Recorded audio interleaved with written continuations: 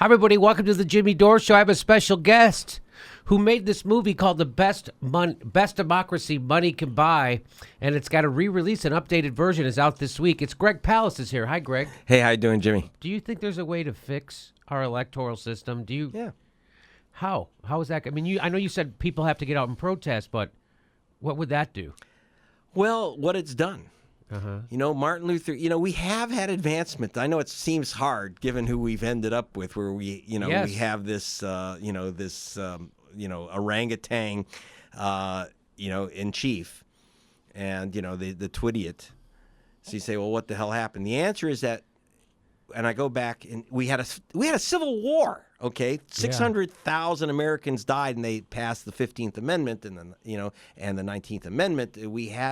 So we made progress. We had the suffragette movement, which is not as nonviolent as people remember, and then we had a civil rights movement, a voting rights movement, which culminated with the Voting Rights Act of '65 with Martin Luther King.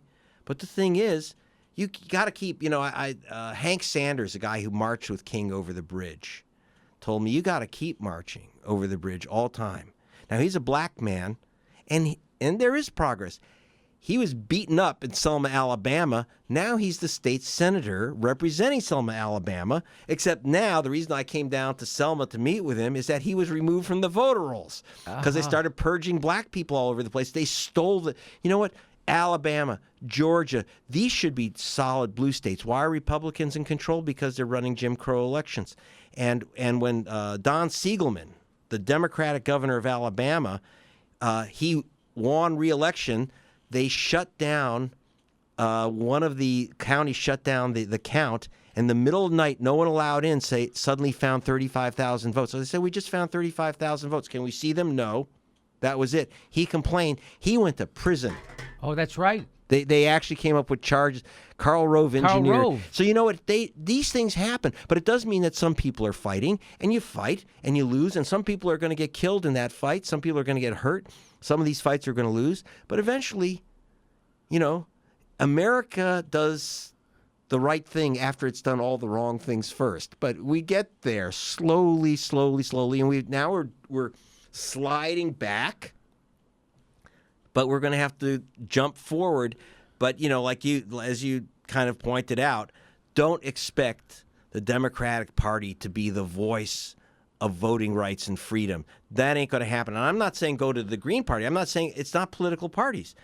It's always been done by grassroots action, whether it's, going out and registering people. Because, by the way, one way you defeat systems like crosscheck and some of these other purge systems I found, is re-register. Check your registration before you vote. Don't show up and say, why is my name there?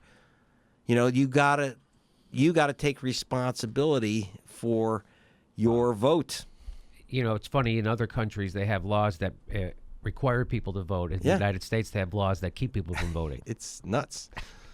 It's a depressing time to be alive, as far as I'm concerned. Or is it? I mean, well, it's interesting time. It's depressing because people who I thought were on the right side of the issues are no longer on the right side, or never were. The Democratic Party, for instance, they're not on the right side of the issues. They have no moral superiority, although they pretend they do. John Kennedy's party doesn't exist anymore. No. The party that said, and even Lyndon Johnson, I'll never forgive him for the war because those working class kids I grew up with went there. But I will say that he was willing to say, we're going to pass this Voting Rights Act now, even though it means that the Democratic Party is going to lose the South for a generation. Right. And he was right. Now, but he thought that there'll be enough. I was listening to his tapes because he illegally tape recorded his calls with Martin Luther King. But he was telling him, King, we're going to give you this law. You better register people, man.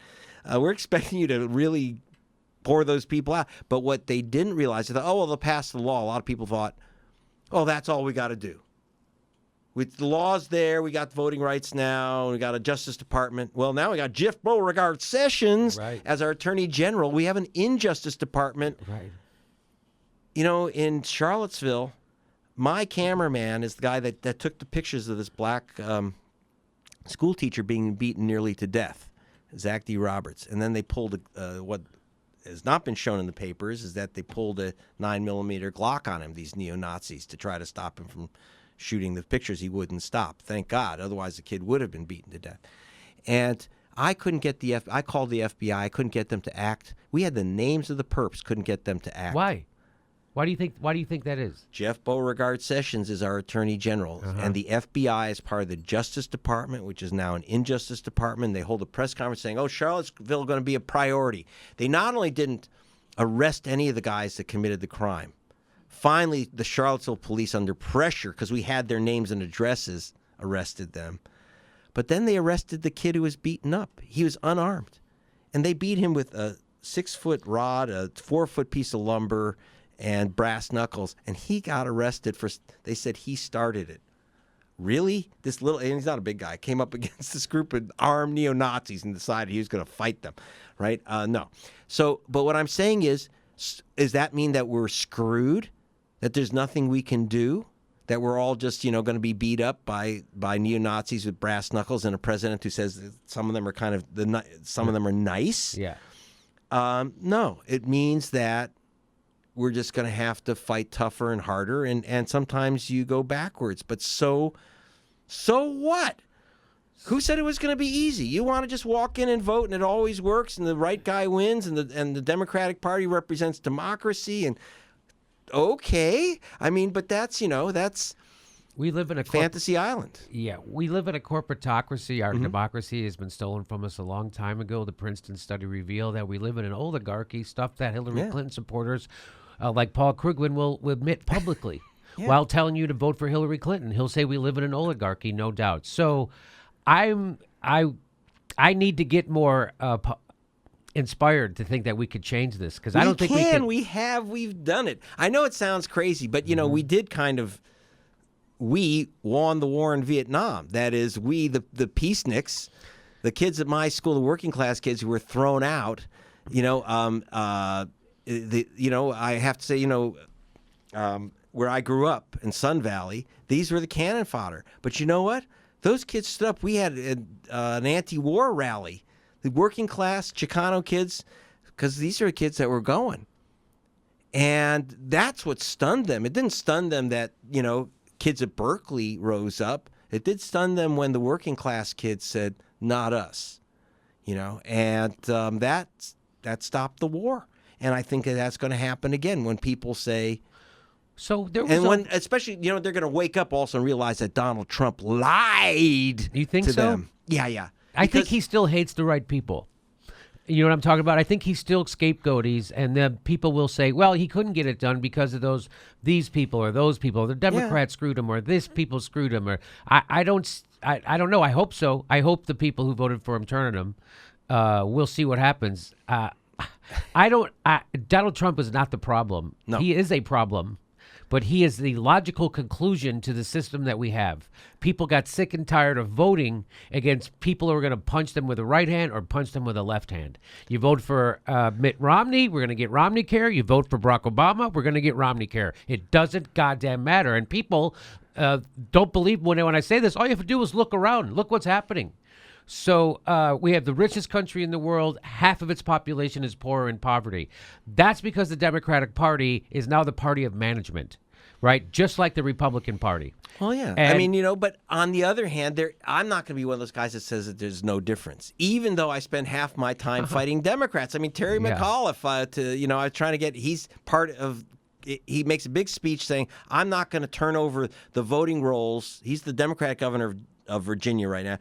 I'm not going to turn over the voter rolls to this guy, Chris Kobach, the thief in chief for Donald Trump. Right. And then I find out, I'm an investigative reporter, I said, he turned over the voter rolls in January.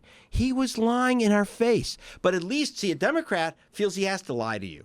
See, the Republicans just tell it. So that's there's a difference. And so I was trying to get these people to say, now explain this difference of fact. What we used in the old days, we used to call it a lie. You're not allowed to say lie anymore. You're not allowed to say, you're allowed to use the vote word, by the way, vote suppression. Right. When we take away black people's votes and Hispanic votes, we say vote suppression. If I said vote suppression, I could get on MSNBC or in the New York Times. But I say vote theft. Because if someone steals my car, I don't say, someone suppressed my car. Screw that. It's stolen elections. It's stolen elections, and it wasn't Putin that stole it from us.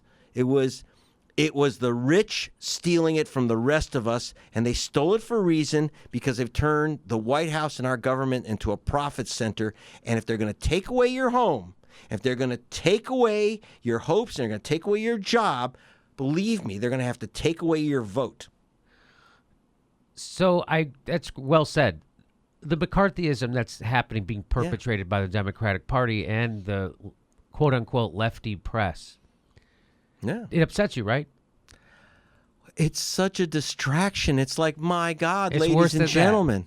It's worse than that. It's a lie. It's a distraction. And it's, by the way, it's not true. Okay? I mean, I'm waiting to see this evidence. One thing I can tell you is that the reason why Donald Trump likes Putin is that he kills Muslims. You have to listen very closely to, Putin is the leader of the alt-right, is their great hero, because he murdered 100,000 of his own Russians because they're Muslim in Grozny in Chechnya. And he's been out there in Syria killing Muslims. And Donald Trump says, or as Donald Trump says, he kills terrorists, meaning Muslims. And so that's their real connection. And it's not just, look, Donald Trump doesn't care if you're going to say that beauty queens pee-peed on him.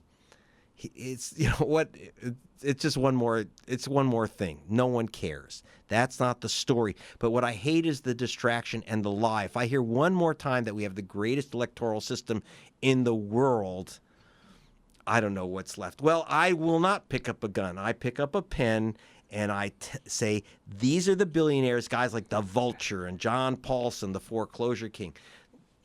Paul Singer's the guy named the Vulture. And Trump was thrilled when this guy, the Vulture, showed up at his office, in the Oval Office, right? Which, by the way, Trump calls my office. He doesn't understand. It's called the Oval Office because it's not your fucking office. Okay. It's the people's office. And he said, oh, Paul Singer, that is known as the Vulture, was there. No reporter said, what is that billionaire jackal, known as the Vulture by everyone in finance? What is he doing in your office?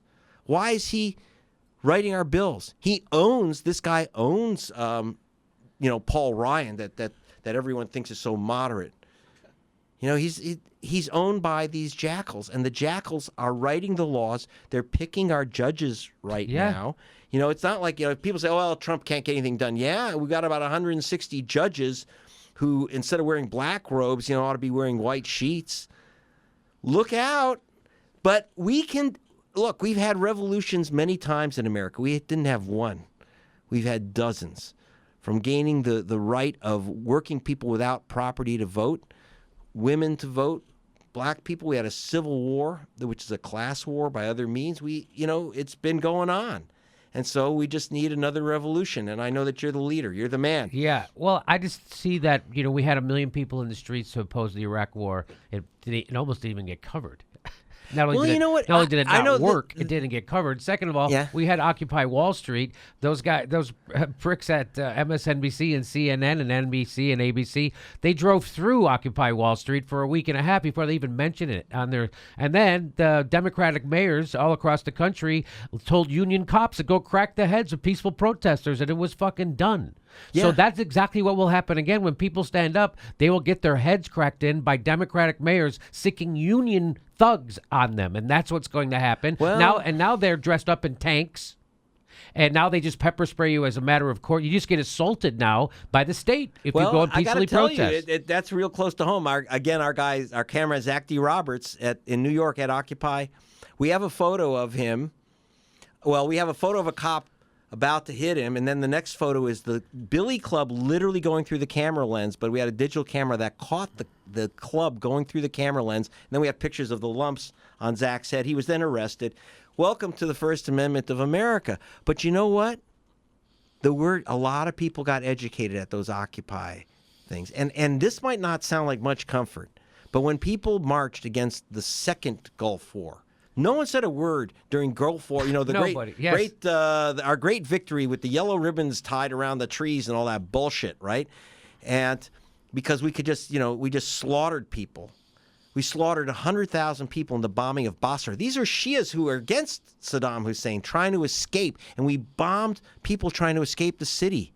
Okay, we marched. 1 million people marched, and one thing that didn't happen was a mass carpet bombing, and it stopped that. I really believed that our demonstrations stopped 100,000 people from being just burnt up because they were in the way.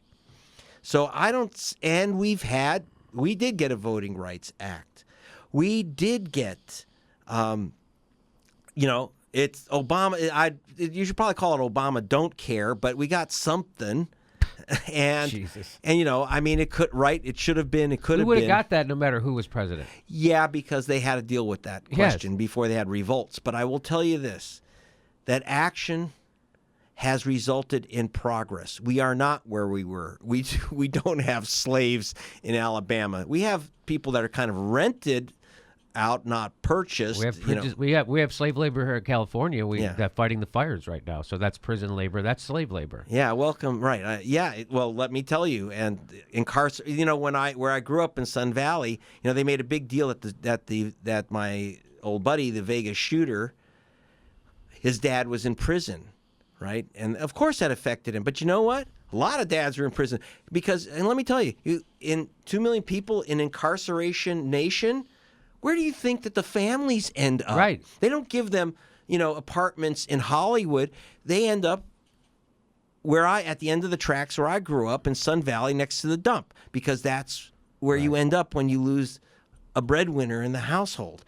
And so, we have class war, but I'm ready to sign me up. I'm ready to fight that class war. I'm not ready to give ready up. too. And I think, by the way, humor is one of the only few ways we can get around the censorship. Yeah. Okay. We'll see. YouTube and Google are doing their damnedest to censor independent news voices, and they're doing a great job of it. So, but anyway, Greg, it's great to have a real investigative reporter. There's only a handful of you left in the country, and you have to do a lot of your work for foreign bureaus, right? Like Thomas Frank writes for The Guardian now because he tells the truth, and they won't hire him here. And so anyway, keep doing it, and thanks for coming on our show. I really appreciate it. And everybody, check out The Best Democracy Money Can Buy, updated version at gregpalast.com. It's also a book, by the way. Yep. Right. So here's the book, and it's got lots of great cartoons. in it. Actually, the cartoons are done by Ted Rall. Ted Rall, who who I was love. fired by the LA Times for drawing too many cartoons about police brutality. Yep. And so when he got fired, he did there's a comic book inside my book, The Best Democracy Money Can Buy. That's the Trump Stole It edition. And there's censorship, but we got our own ways around. I got Jimmy Dore, man. They can't let them stop us now. Okay. Greg Palast, thanks for being our guest. Everybody check it out. We'll see you next time. The next live Jimmy Dore show is November 6th in Burbank, California, and November 12th in Portland, Oregon. Link for tickets right there.